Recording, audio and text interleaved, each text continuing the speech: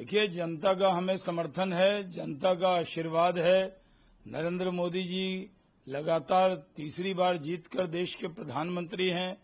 कई राज्यों में हमें सपोर्ट मिला है, कई राज्यों में सफलता नहीं भी मिली, लेकिन हम जनता के सहयोग से देश की सेवा में लगे हैं। प्रधान सेवक के तौर पर नरेंद्र मोदी दिन रात मेहनत कर रहे हैं, लेकिन कांग्रेस के पास कोई सरकार के खिलाफ मुद्दा नहीं है। तो एक ही मुद्दा उन्होंने पकड़ा है, वोट चोरी का। ये मनगढ़ंत एक शब्द उन्होंने गढ़ लिया है जो कहीं डिक्शनरी में नहीं है। उनको चोरी शब्द और चोर शब्द से कांग्रेसियों को बहुत प्रेम हो गया है। वो इस तरह के शब्द को गढ़कर प्रधानमंत्री पर इल्जाम लगा रहे हैं। पहले भी 2019 के चुनाव में उन्होंने चौकीदार चोर है कह के नारा लगाया था और जनता ने इसका करारा जवाब दिया था, जो कांग्रेस न्यूनतम सीट पर आई थी। इस बार भी जिस तरह वोट चोरी का, जनता के जनादेश का अपमान कर रहे हैं, वो कह रहे हैं कि वोट चोरी हो रही है। जनता जनादेश दे रही है। कई राज्यों में हम नहीं चुनाव जीतते हैं, कई राज्यों में जीतते हैं। अभी झारखंड का चुनाव हुआ, हम नहीं जीते थे। हम चाहते थे वहां सत्ता बनाना, हम चाहते थे वहां सरकार बनाना।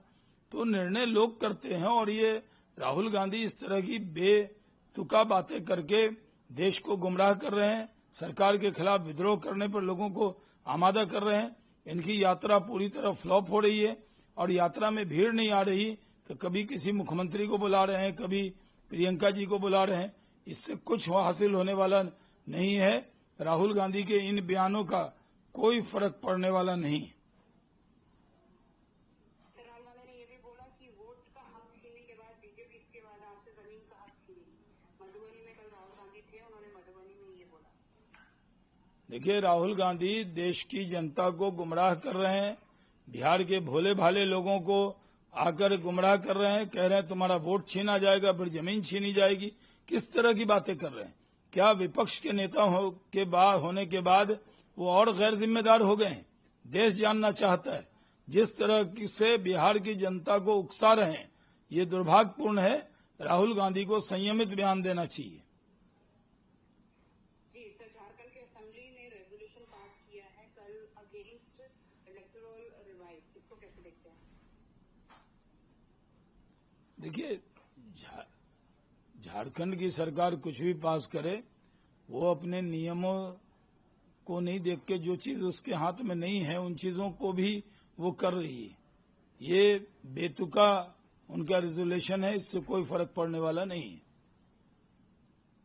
सर, ममता बनर्जी का कहना है, उन्होंने इलेक्शन कमीशन के लिए बोला कि आप लोगों को बीजेपी की लॉलीपॉप बनने की जरूरत नहीं है। आप एक इंडिपेंडेंट एजेंसी है और आप लोगों को उस हिसाब से काम करना चाहिए। और आप याद रखें कि आप कुछ भी कर ले, मैं डरने वाली नहीं हूँ।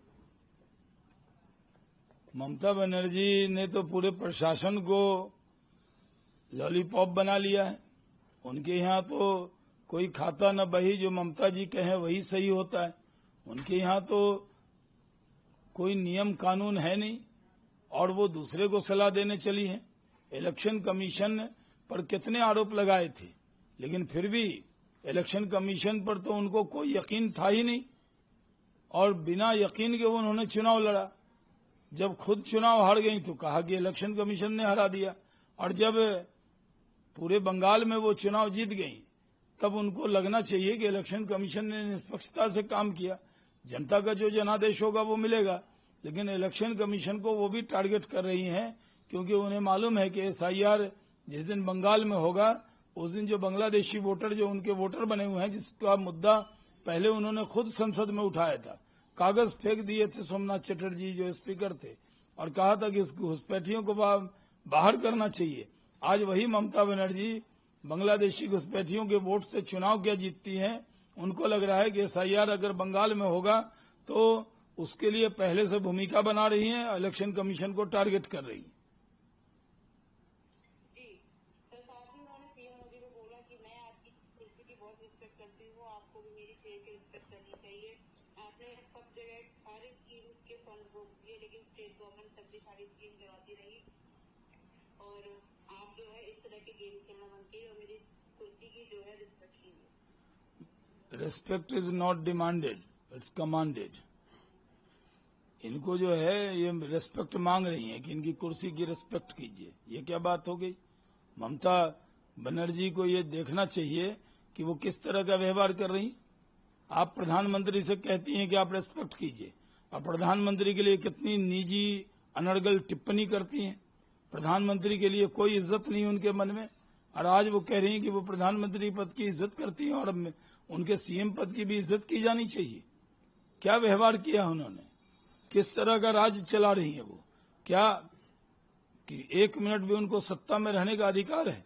जिस तरह जंगल राज कायम कर रखा है पूरे पश्चिम बंगाल के अंदर, वहां टीएमसी के गुंडे, वहां की पुलिस और वहां की सरकार मिलकर किस तरह लोगों को परेशान कर रही है। और जब भी कोई राष्ट्रीय विषय होता है उस पर उनका स्टैंड कितना अलग होता है। आज देश जान रहा है कि ममता बनर्जी अपने आप को तानाशाह समझती हैं, तानाशाह की तरह हुकूमत चला रही हैं, और वो चाहती हैं कि उनके मामले में कोई दखल न दे। जो केंद्र के पैसे आते हैं उसका भी नाम बदलकर वो अपनी योजना बना लेती हैं।